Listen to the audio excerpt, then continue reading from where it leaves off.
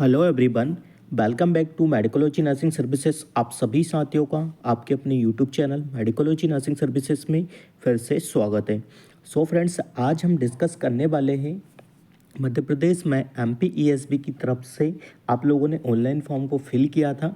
चाहे आप staff nurse हो, NM कैंडिडेट हो या पैरामेडिकल वाले कैंडिडेट हो, सभी के एग्ज़ाम के बारे में हम बात करेंगे कि आपका एग्ज़ाम कब होगा, आपके एडमिट कार्ड कब यहाँ पे रिलीज़ हो जाएंगे। ठीक है, साथ ही साथ जानेंगे कि जो एग्ज़ाम का पैटर्न है वो एग्ज़ाम का पैटर्न क्या रहने वाला है। ठीक है, हर एक जानकारी आपके साथ कवर करने वाले हैं। नेगेटिव मार्किंग है या नहीं है उसके बारे में भी हम जानकारी आपसे शेयर करने वाले हैं, तो वीडियो में लास्ट तक बने रहिएगा।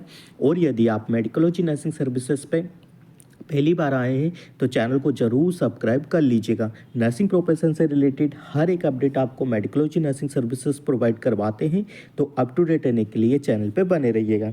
तो सबसे पहले स्टूडेंट्स, जैसा कि आप लोगों को पता है, ठीक है, मोस्टली सभी बच्चों को ये चीज़ें पता हो गई होगी कि जो आपका एग्ज़ाम है वो 15 फेब को होने वाला है। ठीक है, 15 फेब को हो जाएगा आपका एग्ज़ाम। ठीक है, तो ये तो टेंटेटिव डेट है और आई थिंक ये डिसाइडेड भी डेट है कि आपका जो एग्ज़ाम है वो 15 फरवरी को हो जाएगा। ठीक है, 15 फरवरी को और 16 फरवरी को आपके एग्ज़ाम की डेट रखी है। ठीक है, ऐसा क्यों है? क्योंकि जो ग्रुप 5 है उसमें बहुत सारी डिपार्टमेंटल, जैसे नर्सिंग का हुआ उसका एग्ज़ाम होगा जिसमें स्टाफ नर्स का एग्ज़ाम होगा। ठीक है, फिर जो पैरामेडिकल वाले हैं, कैडर वाले बच्चे हैं, उन लोगों का एग्ज़ाम होगा, फिर NM वाले कैंडिडेट्स का एग्ज़ाम होगा। तो इस प्रकार से चीज़ें होके ही यहाँ पे चीज़ें निकल के आएगी। सबसे पहले मैं बताऊँ, जो आपका एग्ज़ाम होगा वो स्टाफ नर्स का एग्ज़ाम होगा, क्योंकि 15 से लेके तो 16 तारीख तक आपका एग्ज़ाम ये चलेगा। ठीक है, 2 शिफ्ट में आपका एग्ज़ाम होगा। ठीक है, 2 दिन तक भी चल सकता है, क्योंकि नर्सिंग के जो बच्चे होते हैं वो नर्सिंग के बच्चे एज़ कम्पेयर बात करूँ पैरामेडिकल वाले से, तो उसमें जो उनकी क्वांटिटी होती है, फॉर्म भरने का जो क्राइटेरिया और जो फॉर्म भरने की जो संख्या होती है वो ज़्यादा होती है, तो इसलिए इनका एग्ज़ाम पहले करवाया जाता है। अभी तक जितने भी एग्ज़ाम हुए हैं ग्रुप 5 को लेके, तो सभी में यही चीज़ें देखने को मिल रही है कि सबसे पहले जो एग्ज़ाम होता है वो स्टाफ नर्स के एग्ज़ाम होता है। ठीक है, उसी पे चीज़ें बेसिक है, फिर उसके बाद जो लैब टेक्नीशियन है, पैरामेडिकल वाले बच्चे हैं, उन लोगों का एग्ज़ाम कंडक्ट कराया जाता है। ठीक है, तो देखिए, आपका जो एग्ज़ाम है वो 15 और 16 को होगा। ठीक है, 15 और 16 को हम मान के चलते हैं।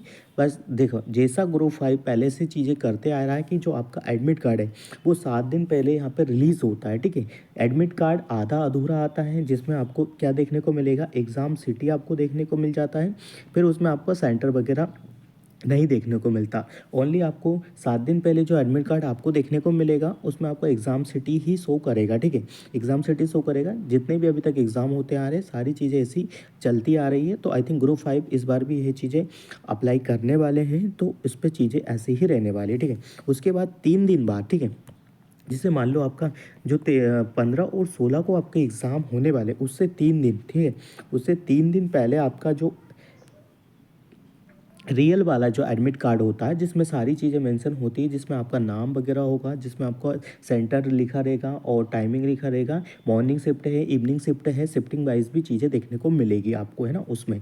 तो वो होता है आपके 3 दिन पहले। ठीक है, तो ये चीज़ें हैं 3 दिन पहले। यदि 15 तारीख को है तो आपको 12-13 में आपका जो एडमिट कार्ड है वो रिलीज़ हो जाएगा। ठीक है, ओरिजिनल जो बिल्कुल फुल वाला एडमिट कार्ड होता है, जिसमें इंस्ट्रक्शंस, एग्ज़ाम सेंटर और आपकी टाइमिंग, रिपोर्टिंग टाइमिंग सारा लिखा रहता है, वो कब रिलीज़ होगा, तो 12 और 13 तारीख में आपका वो रिलीज़ हो जाएगा। ठीक है, देखो, जिन बच्चों का एग्ज़ाम यदि 16 तारीख को होगा तो उनका 3 दिन बाद में होगा, तो इस प्रकार से चीज़ें आएगी। ठीक है, तो पैनिक नहीं होना है आप लोगों को, क्योंकि जिसका एग्ज़ाम यदि 15 तारीख को होगा तो उसको 12 को हो जाएगा, जिसका 16 को होना उसका लेट होगा। ठीक है, तो ऐसा मत सोचेगा कि आपका फॉर्म रिजेक्ट हो गया या नहीं हुआ। ठीक है, तो आई थिंक ये सारे डाउट्स जो बच्चों के आएंगे, कॉमन से डाउट्स, ये मैं पहले ही आपके साथ क्लियर कर रहा हूँ, तो इन चीज़ों से थोड़ा सा परे हो जाइएगा। ठीक है, तो ये तो हो गया कि आपका एडमिट कार्ड कब तक आएगा। ठीक है, अब जो नेक्स्ट मेरे पास जो बच्चे के कॉमन से क्वेश्चन आते रहते हैं कि सर जो ग्रुप 5 है हमारा, इसमें नेगेटिव मार्किंग होगा या नहीं होगा।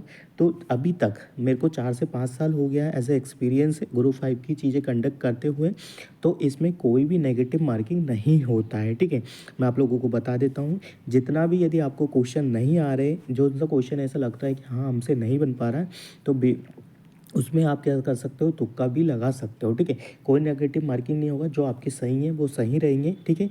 तो मतलब कहने वाली बात है, समझ लीजिए कि इसमें किसी भी प्रकार की कोई भी नेगेटिव मार्किंग नहीं रखी है, ठीक है। नहीं रखी इन द सेंस कि आप सारे क्वेश्चन इसमें क्या कर सकते हो, स्टूडेंट्स अटेंड कर सकते हो बिना किसी फेयर के, ठीक है। तो आई थिंक ये सेकंड जो क्वेश्चन था आप लोगों का, जो मैंने यहाँ पे आपके साथ कवर कर दिया, ठीक है। नेक्स्ट चीज़ें क्या आती है कि जो एग्ज़ाम का पैटर्न है, ठीक है। एग्ज़ाम के पैटर्न के रिगार्डिंग मैंने 4 से 5 वीडियो आपको बहुत अच्छे से बता दिया है कि कहाँ से क्वेश्चंस आते हैं, ठीक है, कैसे क्वेश्चंस आते हैं। फिर भी मैं आपको बता देता हूँ कि जो इसका एग्ज़ाम का पैटर्न है वो पूछने का क्या रहता है।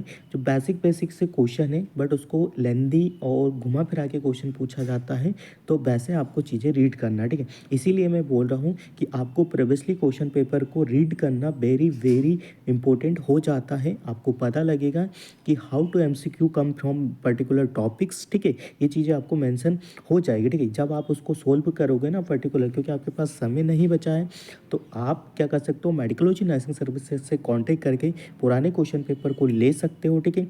अच्छे से अपने डाउट्स क्लियर कर सकते हो, समझ सकते हो, क्योंकि सेल्फ इवैल्यूएशन भी आपके लिए इंपॉर्टेंट हो जाएगा यदि आप क्वेश्चन पेपर को सोल्व करोगे, ठीक है। तो वो आप हमसे लेके, ठीक है, मिनिमम से मिनिमम चार्जेस पे आप हमसे ले सकते हो, ठीक है। और आपको एज अ पीडीएफ और उसमें आंसर की भी आपको देखने को मिलेगी। किसी बच्चे को चाहिए तो वो मेडिकोलॉजी नर्सिंग सर्विसेज से कांटेक्ट करके क्वेश्चन पेपर ले सकता है, ठीक है। यदि आप एग्ज़ाम देने जा रहे हो तो ऐसी गलती बिल्कुल मत करना कि बिना क्वेश्चन पेपर दे के, बिना पैटर्न को जाने हुए सीधे एग्ज़ाम सेंटर पहुँच जाओ और कंप्यूटर स्क्रीन के सामने बैठ जाओ, तो इससे बड़ी गलती कुछ भी नहीं होगी, फिर बाद में आपको रिग्रेट हो जाएगा, ठीक है।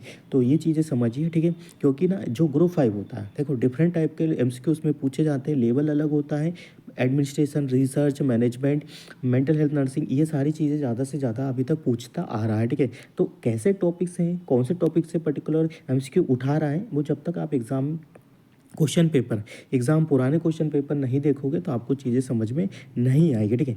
और किसी बच्चे को पुराना क्लासेस देखना है प्रीवियसली क्वेश्चन पेपर का, तो हमारे यूट्यूब चैनल पे मेडिकोलॉजी नर्सिंग सर्विसेज पर पहले से मौजूद है, तो वो चीज़ें आप देख सकते हो, ठीक है। तो आई थिंक ये चीज़ें मैंने आपके साथ कवर कर ली, ठीक है। मैं ये सारी चीज़ें किसके बारे में बता रहा हूँ, चाहे आप स्टाफ नर्स वाले कैंडिडेट हो, चाहे आप एएनएम कैंडिडेट हो, चाहे आप ओटी टेक्नीशियन हो, पैरामेडिकल स्टाफ हो, ईसीजी टेक्नीशियन हो, ओटी टेक्नीशियन हो, सभी बच्चों के साथ ये कॉमन सी चीज़ें रहने वाली हैं कि सारे बच्चे क्या करिए कि भाई अपने एग्ज़ाम पेपर को देखिए कि कैसे कैसे पर्टिकुलर क्वेश्चन और पर्टिकुलर एमसीक्यू आपसे आते हैं और कैसे क्वेश्चन यहाँ पे पूछे जाते हैं, ठीक है। तो ये इंपॉर्टेंट चीज़ें हैं, आई थिंक सभी को ये चीज़ें पता होना चाहिए, ठीक है। तो आई थिंक सारी चीज़ें हो गई। सिलेबस जैसा मैंने बताया, सिलेबस इंपॉर्टेंट नहीं होता है। प्रीवियसली क्वेश्चन पेपर यदि आप समझ लोगे, ठीक है, क्योंकि सिलेबस के अकॉर्डिंग इसमें चीज़ें जैसी पूछेंगे कि आप उसमें उलझ के रह जाओगे, क्योंकि अब आपके पास ज़्यादा समय नहीं बचा है।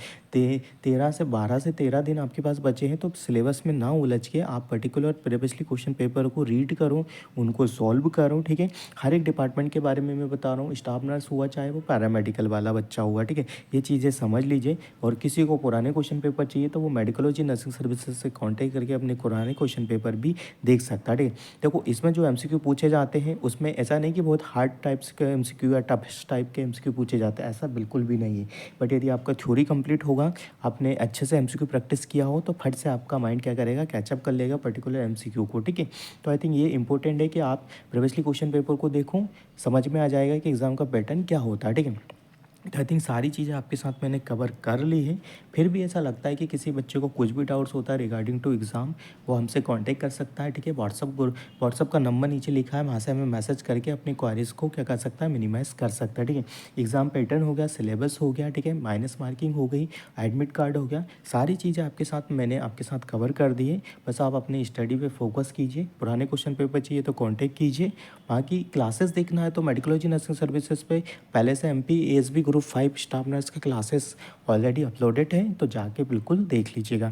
हम मिलेंगे नेक्स्ट अपडेट के साथ, जब तक बने रहिए आपके अपने YouTube channel Medicology nursing services पे। Thank you so much guys. Video का लिंक ज़्यादा से ज़्यादा बच्चों को शेयर कर दीजिएगा, क्योंकि बहुत सारे बच्चे ऐसे होते हैं जिनके पास इन्फॉर्मेशन नहीं पहुंच पाती है, ठीक है। तो ये आपकी स्पेशल मॉरल ड्यूटी है कि आप ये वीडियो ज़्यादा से ज़्यादा बच्चों को शेयर कर दीजिएगा। Thank you so much guys.